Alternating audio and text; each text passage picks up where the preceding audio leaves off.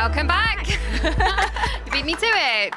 What a ceremony it was. We've got everyone here, super excited, all going crazy. We've had a lovely, lovely time. And as the night sky has approached, while we've been in the ceremony, we're now going to join together and run down a few things that we observed. So Chia, what did you make of it all? I found the whole experience really emotional. I was sitting beside Kelly during the award ceremony and I just couldn't stop crying throughout the whole thing. Yeah, it's just so wonderful to be together celebrating innovation in our industry after the challenging 2 years we've had, and to look forward in such a positive and such a optimistic way. It was just wonderful. Yeah. How was it for you? I loved it as well, and I thought Lauren did such a great job. She's such a warm person, really fitting for tonight's event. Yeah, I loved it. And we were saying earlier how amazing it was to have those people on screen, and we've become so accustomed to this way of doing things now. It didn't feel in any way not intimate. It felt like all these people around the world were there, right there with us, right by our side. Yeah. Absolutely. It's our first hybrid ceremony at the ELTons, but it just seems so natural to have the winners accepting the awards, some of the winners accepting the awards online from their homes, from their offices. And I think in a way it's a really good thing for the environment, considering that this year we saw a new commendation. Yeah, for environmental sustainability and climate action. So if we think about all those air miles we've saved on, we're doing our bit as well in that respect, which is really fitting, being as it's the first year. And so were there any winners that you were particularly excited about? Is there anyone you're really excited to be interviewing now as we move into the winner interviews? I thought it was wonderful to see so many recipients of the judges' commendation for equality, diversity and inclusion, and to see all these different finalists from, innovation and course development, innovation in local innovation, all of them being celebrated because of their focus and attention to diversity and inclusion. I thought that was particularly wonderful for me. Yeah, amazing. Well, Chia, we're going to catch up with you again soon. You've got a little bit of an opportunity to go and mingle with this very exciting crowd. I'm excited to be joining you later. In the meantime, we have a recording. Our winner for the category of learner resources, innovation of learner resources, is remarkably already on her way back to Barcelona. But before she left, I managed to grab her just for a couple of minutes just to get her take on how everything had gone tonight for her. So we're gonna go over to that now, and I'll join you in a couple of minutes. I am delighted to be here with our first winner of the evening. This is Christina Pugh. She's from Fiction Express, and she is the winner of the award for learner innovation in learner resources. So Christina, tell us, how does it feel to be here tonight? Well, we are delighted to be here because it has been a journey, a 10 years journey, and being here is like, the summum for us. A 10-year journey. Is that when Fiction Express was just a seed of an idea? And tell us about that. Yeah, 10 years ago it was a resource here in the UK for primary schools. Then 5 years ago we decided to turn it into an edtech product for English for English learners, and we are now in more than 30 countries in 1,500 schools so far. And when I was reading about your award, I read about this unique methodology that you're using. Can you tell us about that? Yeah, sure. Students participate, or they co-create books along with the authors. This is how we improve their weak reading or literacy skills, because students, English students around the world, they master the grammar, but they don't master reading. They don't know how to read, how to speak. So, and we believe that by reading, you get the language skills, all this, not only the grammar, but also the speaking, and you can think in English, you can feel in English. And we do it along with the authors because they are encouraging kids to participate in when or while they are writing the novel. That's incredible. So they actually get to co-create with the authors. So what do you mean by that? Do they get to choose the endings, or...? Well, not only the endings, the plot. It goes on a weekly basis, chapter by chapter. They decide how they want the plot to continue, and they talk to the authors through a forum, a written forum. So they are also practicing their writing skills. But at the end, they are posing ideas or giving ideas to the authors, and they take those ideas and they use them in the next chapters. Well, it's truly innovative and collaborative as well. It's a lovely reflection of a lot of the finalists that we've seen here tonight. We're all relying on each other to boost us and push us forwards.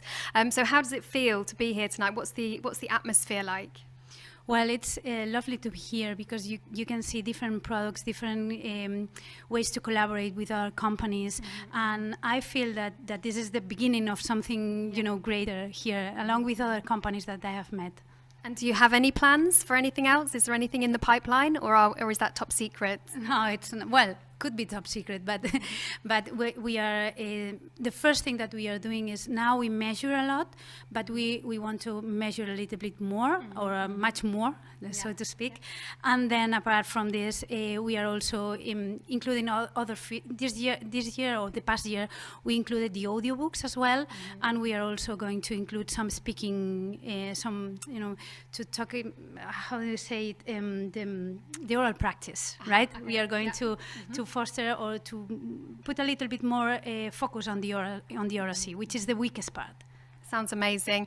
Thank you so much for joining me for this interview tonight, and a hearty congratulations. Well done.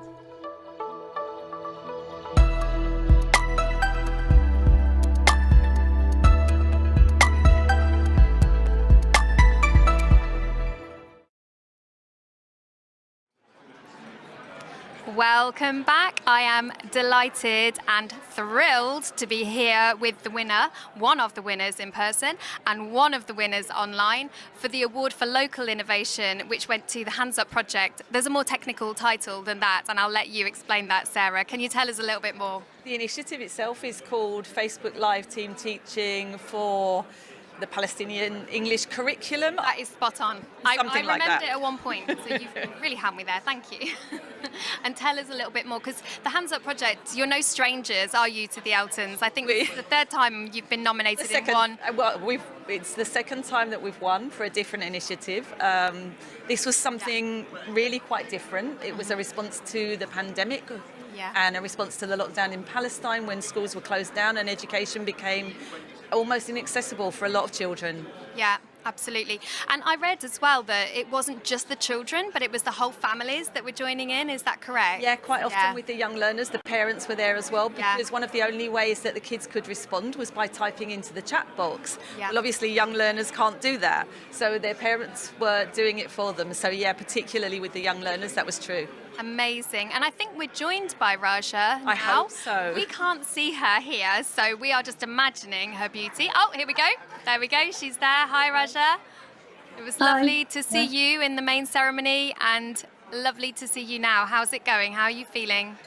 Thank you so much for having me. I have so many feelings now, but the most important one is that I'm so happy with this winning and so happy to see Sarah. Although I want to see you in person one day. Sarah can't hear you right now, but I will just translate that for her. She said she's so happy to see you here. I am so happy to see her, and as I think everybody saw when she gave the acceptance speech, she is an extraordinary person and a representative of all of the people that I work with in Palestine. That is beautiful. It's true, Raja. Your special nature really shone through in the ceremony, in the ceremony room. It really felt like you were there with us, and we could feel your presence. So thank you for that. What are your plans then for where does it go from here? Like, this is a real high point, but what happens next? Well, we're going to continue our brilliant work with teachers and kids and present them the best we can do to make their lives better, to give them a better education, and to make their lives easier for them. Amazing. So we're not going to stop working. We're going to start working, we're going to continue working. Amazing. And as I understand it, teacher development played a big role as well in this project. Can you tell us a little bit more about that? Well, these sessions are all about teams working together presenting and delivering lessons. So these teams were about one teacher from Palestine and the other from a different part from the world. So they were like learning from each other, learning different things, different techniques. So each one of them has something to teach for the other, which is an exceptional experience. And one more thing to add here, our amazing learning coordinator, Sarah, that sits next to you, was doing these sessions or meetings where all of the teachers, Palestinian teachers and remote volunteers, come in and join and exchange their experiences and talk about their sessions, giving feedback to others so that they come up with the best they can next time for the session. So that was a huge thing to add for the teacher development on a personal level. Absolutely. Sorry, just having a little bit of difficulty hearing then. I hope I didn't cut you off, Raja, there. Yeah, fine. No, you can... Yeah, that was fine. Sorry, Raja, I did cut you off. Carry on, sorry. No, I'm fine. I'm done, thank you.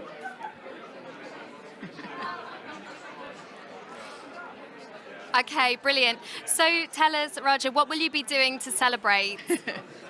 Well, I just when we were announced winners, I just opened the door on my desk, my working room. I call it my working room, and I started shouting, "We won! We won! I'm gonna take you out for a dinner, guys!"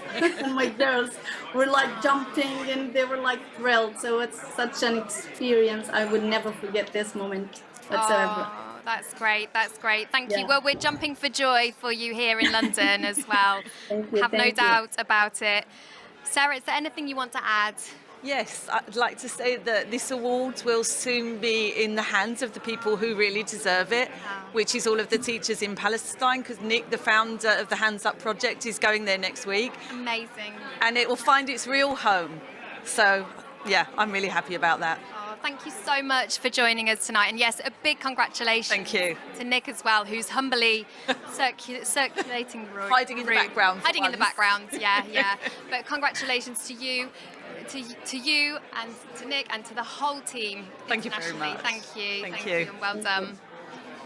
High praise indeed and very well deserved. So that leads us on to the winner for digital innovation, who is also joining us live, I'm hoping, on the screen.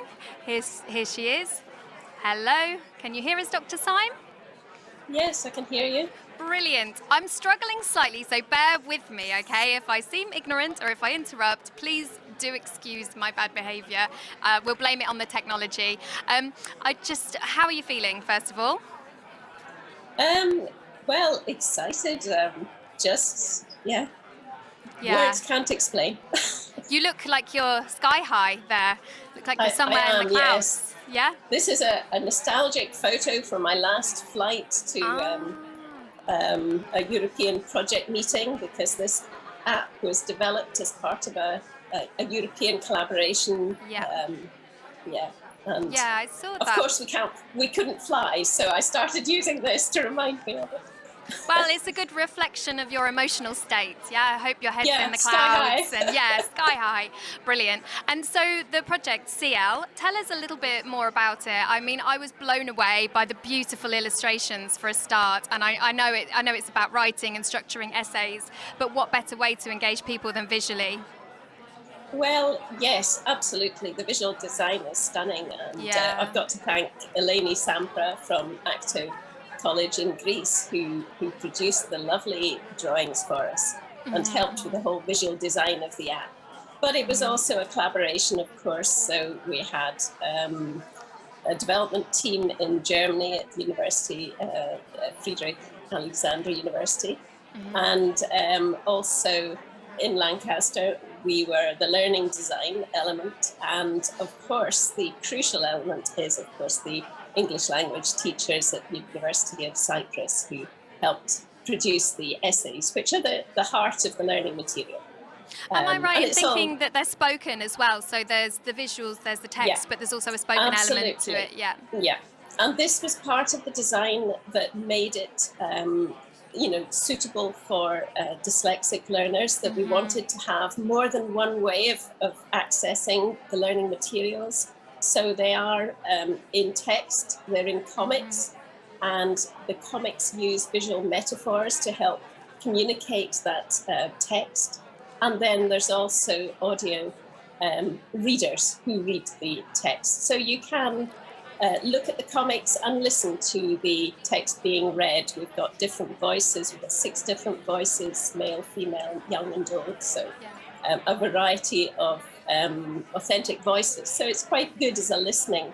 Exactly. So there's some variation possibilities, and it's truly inclusive, truly accessible, and truly collaborative. It's a very international effort, right?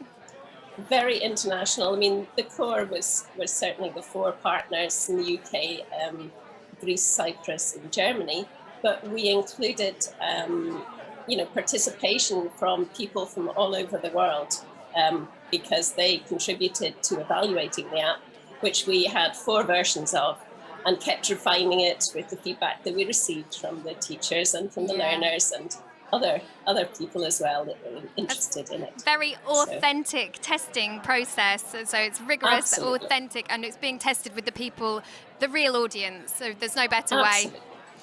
Well, that was at the heart of what we wanted to do, was to produce something that actually worked. Yes. And was appreciated by the users. And I think that's what we achieved. And it's always a challenge, though, isn't it, to get that product that is actually usable with any digital innovation. That's an achievement, to get something that really works without any bugs. It's straightforward. The user experience is amazing, and you've achieved that. So well done, well done. And thank you so much for talking to me tonight. Go and celebrate, have a wonderful evening, and please pass our congratulations on to the rest of the team across the world. Okay, thanks very much. Thank you. Oh, cheer. Lovely, lovely, lovely, lovely. It's always so wonderful to hear all the winners with that excitement in their voices. Yeah. It's my favourite time of the night, actually, now. Everyone can just relax a little bit. That little air of tension has died down a bit, and we can all just be happy and celebrate either our own successes, not mine personally, I mean for the winners, or other people's. There's just a really good, great, supportive buzz here. So, yeah. Buzz is definitely the right word. One of the things I love about the ELTons is that it gives us ELT professionals, as writers, trainers, teachers, the opportunity to come together, get all dressed up, and celebrate the innovations in our industry. Today, I have with me someone from the British Council Senior Leadership Team. I have Ben Maguire-Boyle with me, British Council Senior Leadership Team, and Ben is very experienced with looking at innovations and all these new trends of the industry. So I'm curious to know, Ben, what innovations stood out for you this evening? What kind of innovations do you think this industry is in the middle of celebrating at the moment? Thanks for that question. I think for me, it's been such a hard time for our learners and for the industry as a whole over the last 18 months. We've seen over that period of time lots of local innovations within the classroom. I think it's right the way through from teaching remotely through to using technology, not just in the classroom, but also bringing that into people's homes. For the industry, being able to ensure that we can deliver it to the learners through the tough time and ensure that they can meet their end goals. Those types of innovations I see bringing us forward into the future, not just over the past 18 months, but I think will shape the industry into the future. Absolutely. We had 188 entries from 55 different countries this year, out of which 31 finalists were chosen. What do you think this says for the ELTons and I suppose the global English language teaching industry at large? Well, I think firstly, I would say it really shows that it's alive and kicking. There's so much out there and so much interest. I think the ELTons next year is its 20th year, which is so exciting. What we saw today was such a great celebration of the industry as a whole.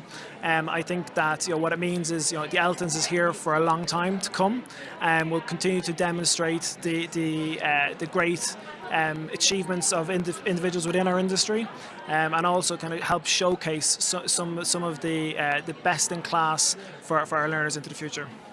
There is a long way to come indeed. So where do you think, if you were to, put in your own prediction, where do you think ELT is headed? I think for me, ELT is heading. We over the last years we talked about the innovation and how we have, moved in technology in the classroom. I think that type of hybrid delivery, ensuring that we use technology not just to deliver remotely, but also how we engage with the learner. The Achievement Award today demonstrates how, from a pedagogical point of view, ELT has developed over many years. That will continue to develop and innovate through technology. I would like to see a technological award next year. So that's one of the things I'm hoping we can achieve as we move forward. Might that be something we might look forward to in the future, a technological award? I suppose we do have an award for digital innovation. We do. What I found really interesting about digital innovation is that it's not just about using the cutting edge technologies, but also how to make best use of existing technologies, and I think that's the real challenge there, isn't it? Using existing technologies is a way of delivering, for a lower price point. We don't need to develop something new if you have already the technology that can help you deliver, the way we do today, but help enhance that learning experience. And if we can continue to utilize that in, today and as we move forward, I think that will always, bring about, a better experience, not just for our learners, but also for our teachers. Teachers in the industry, they do it because they enjoy it. They work in the industry because they like to deliver and see an outcome from a passion, and we want to ensure that we can continue to support them with that. Absolutely. So you don't have to reinvent the wheel to enjoy being creative and be celebrated for that. Exactly. Yeah, definitely not. Thank you so much. That was Ben Maguire-Boyle from the British Council Senior Leadership Team. And we have a winner lined up for you right now. One of the interesting things about the Outstanding Achievement Award at the ELTons is that one individual who has had a lot of achievement in the industry gets to be celebrated. But this year, the British Council decided that in addition to celebrating the individual who has an outstanding achievement in the industry, we are also going to celebrate a group or a collective. And this year, the winner of that is the Hornby Trust, the AS Hornby Educational Trust. And here I have with me Caroline Moore, the chair of the trust. And right behind the camera, we've got all the Hornby scholars cheering Caroline on. It's wonderful to see all of you here today. Caroline, would you like to tell our viewers a bit more about what the Hornby Trust is about? What we do? We support teachers of English as foreign additional language globally, with a focus on teachers from the global south countries. Our flagship program is the Mma Scholar Program. Some of whom are here, many of whom are here. Many of whom are here today, indeed. And it's absolutely fantastic to have them here. So we give full scholarships to people to do a full-time master's degree at Warwick University. We had to suspend it last year, so we have a double additional intake this year. And there's also a few people who are alumni and doing PhDs and so forth here. So that's rather special.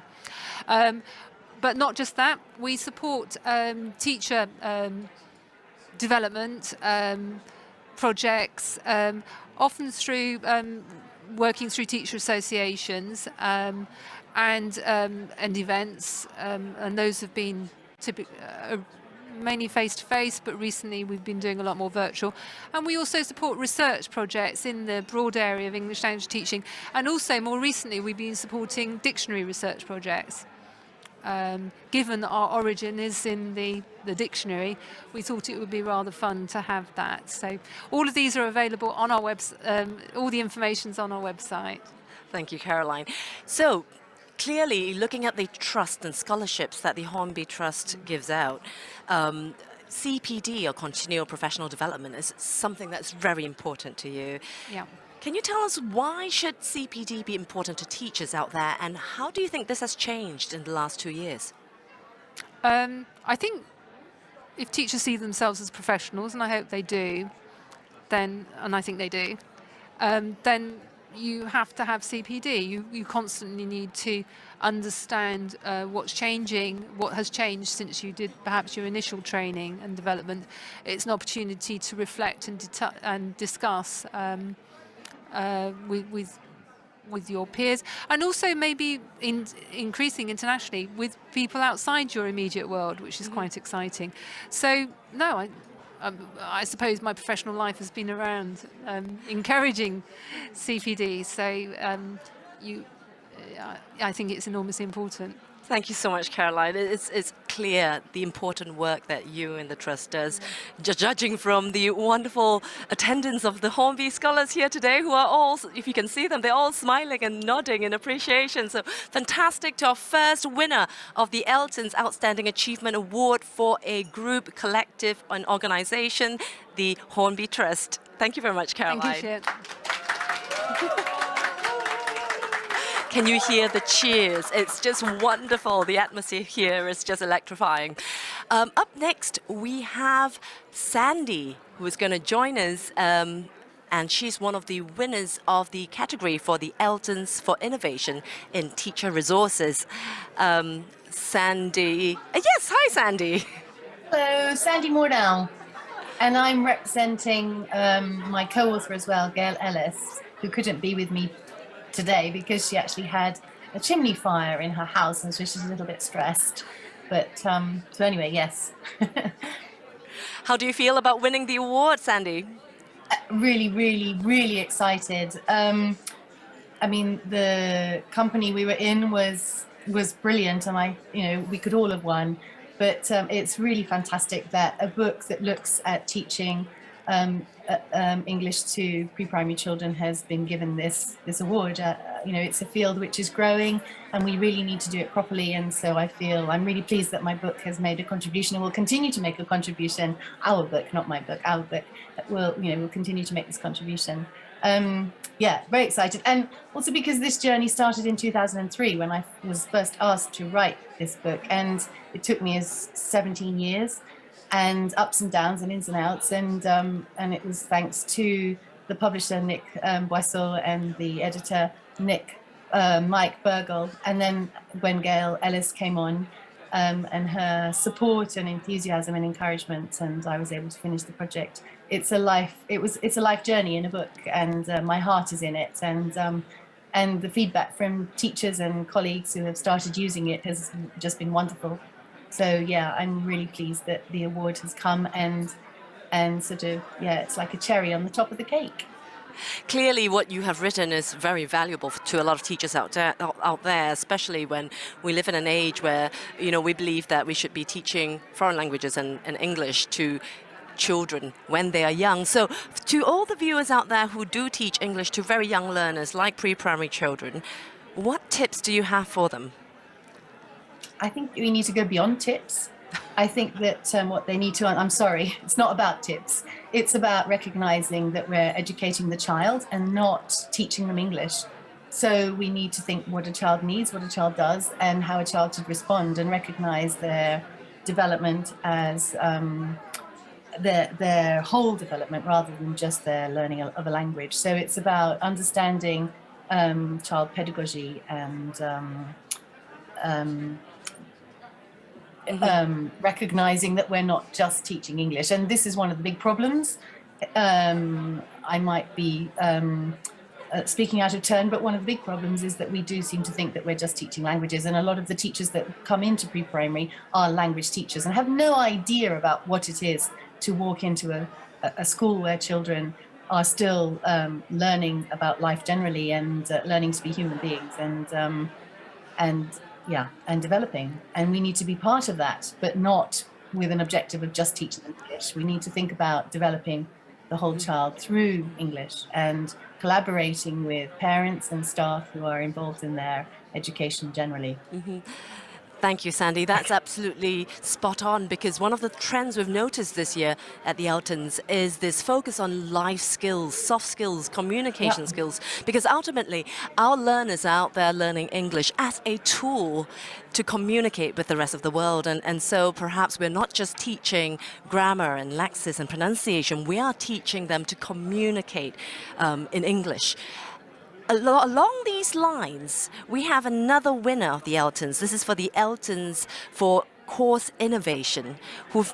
They have developed a course that have truly embodied this concept that English is a tool, just like music's a tool, art's a tool for expressing ourselves. Learners are learning English to add that extra tool to that tool belt so that they can express themselves and express their identity. This is Bruno Andraji from Brazil, representing Our Languages, written by Bruno and James Taylor. Bruno, nice to see you. Hi, Chia. Thanks for having me. It's wonderful. How do you feel? Your expression when they announced the winners at the ceremony was priceless. Oh my God, I'm ecstatic. It feels so surreal. It's amazing. My mind is blowing until now because I just can't believe it. As I said before, this is a collective work, and I think that it was a beautiful combination of work and research. Like you said, there is our collection, there's a strong inclination towards the concept of English as a lingua franca, using English as a tool, which empowers our students and allows them to use the English language their way and to be proud of it. There's also a highlight in important social emotional skills that will help learners to manage and recognize emotions and feelings. There's this attractive, urban, and innovative visual identity. So this all combined together will probably help our learners to learn English through real life experience. And I'm so excited. I'm very excited for you too. When they announced the winners, I was just in tears. So we had our previous interviewee won the award for teacher resources with a book about teaching pre-primary children. Who is the audience for your books, Our Languages? Our audience is for secondary learners that go from in Brazil in we call it Ensino Fundamental. But this is an amazing award, and it's amazing that I get to see the books that we wrote in schools all across the country, because education in Brazil is usually overlooked, and especially after the period of pandemic and emergency teaching that widened the gap of inequalities in Brazil. And I think that just by having these books in secondary classes all over the country brings us so much joy and so much hope for the future. That's wonderful to hear, Bruno. So tell us a bit more about where you think ELT is heading, judging from, the award ceremony that you saw today. I think, and I want to believe that we are headed into a situation in which we are valuing even more what it means to be human, and the whole idea of teachers as educators, as community educators, and as diversity and equity and inclusion practitioners. So I think this is the right way for us to follow. Thank you, Bruno. It's been wonderful being able to sit here and chat to you while you're in Brazil. Thank you for joining us. And once again, congratulations on the big ELTons win. Thank you so much, Chia. I would love to dedicate this award to our dear friend Simon Greenall, who left this award way too soon, but taught me so much. This one is for you, Simon. Oh, that's lovely, Bruno. On that note, we're going to bring you the interview we had, the pre-recorded interview we had with one of the ELTons winners for Outstanding Achievement. As you know, the Outstanding Achievement Award for the individual this year goes to Professor Prabhu, well known in the ELT industry for being the father of task-based learning. Here's the conversation, or at least a snippet of the conversation he had with Callie earlier. Okay, so firstly, it's great to be sharing this special moment with you, Dr. Prabhu, and on behalf of the ELT community, thank you so much for your contribution to our industry. So can you tell me a little bit about how you're feeling about receiving this award and the tributes of some of the people whose lives you've touched? I feel great. I feel especially grateful to everybody. To be alive, frankly, at 88, it's quite a life. and talk about how life was earlier in the British Council and everywhere. Yeah. In fact, Reading University, I'm most grateful. I think that is where I learned a lot more than I also went to. I'm grateful to British institutions, no question. Oh, well, it's very much reciprocated. We're so grateful to have you with us, albeit from a distance. So, Dr. Prabhu, you're well known for your seminal role in promoting the task-based approach. However, you've also famously challenged the notion of best methodology, acknowledging that this can be fluid depending on the context and also the teacher's discretion within that context. So in this post-method era, what would your one top tip for English language teachers be? Methods lead to expectation and assumption. It is effort that leads to action and result. Thank you. I really loved what you said earlier. Teachers learn to teach in the process of teaching. That's such a wonderful quote. Thank you for that. I think it gives a lot to teachers. You know, there's an expectation that you have to know everything, but actually, I totally agree with you. You become a teacher by teaching, and thank you for that. And that was a snippet of the conversation that Callie had pre-recorded with the winner of the Outstanding Achievement Award, Professor Prabhu. Joining me in the studio at the moment is Professor Barry O'Sullivan, the guest from the partner of the British Council, IELTS, presenting you the ELTons today. Professor Barry O'Sullivan, OBE, who is from the British Council Assessment Research Group. Hello, Barry. Hi, Jay. How are you? I'm fine. I'm curious about, I know that the British Council and IELTS work very closely together anyways, but why do you think this partnership is perfect for the ELTons Awards? Well, I think the ELTons is all about innovation and moving forward. And I think something like that has always been the case with IELTS. It's been a fantastically innovative test since it was originally designed within the British Council, as it happens, back in the late 1970s as ELTS, and then it became IELTS around 1979-80, and it's been an innovative test and a leading test in the world of testing ever since. I see. So it's been a long-standing relationship that... Oh, absolutely, yeah. We've had a long-standing relationship with one of our other partners, Cambridge. We've had a relationship in assessment since 1941, actually. The first agreement between the two organizations was signed in 1941. So we've been partners for a long, long time. And Barry, you yourself have an extensive portfolio. You have extensive experience in not just in English language teaching, but also in the world of education. And you've now come into the world of ELT. What do you think makes the world of English language teaching unique, in your opinion? Well, I think first of all, the first part of it is English. Because English is unlike any other language in the world. English is everywhere. You know, I'm Irish. I speak Irish. I even speak a little bit of Japanese, Jay, believe it or not. Konnichiwa. Konnichiwa. But English is ubiquitous. It's everywhere, and it's part of the daily life of billions of people. So for that alone, it's going to be different to any other language. And to be honest, I can't see that changing in the anywhere close, distant future. It's going to be there. It's the lingua franca of education, of science, of business. It's there, and I think it's there to stay. Absolutely, and I suppose that's what makes the ELT industry so important and so unique to all of us. Well, yes, absolutely. Thank you.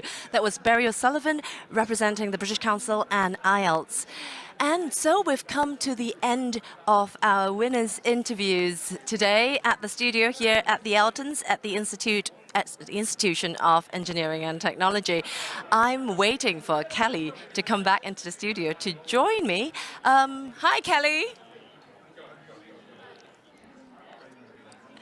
We started talking to you before the ELTons started, introducing you to the venue and the networking that's going on. We had the award ceremony, and then we had the winners interview. So we have to have both of us to exit the studio. Can I just say, London has got on board with the ELTons, and the lights in the background have suddenly become on brand. So it's not just here in the venue. The whole of London is lit up for the ELTons 2021, which is a lovely way to close.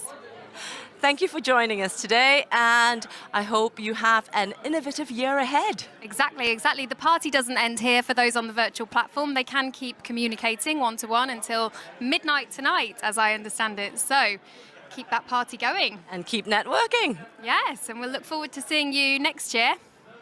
We look forward to welcoming you next year to the 2022 20th ELTons, which is quite some celebration indeed. The 20th ELTons, that would be some celebration. Get your entries ready. We want to see you there next year.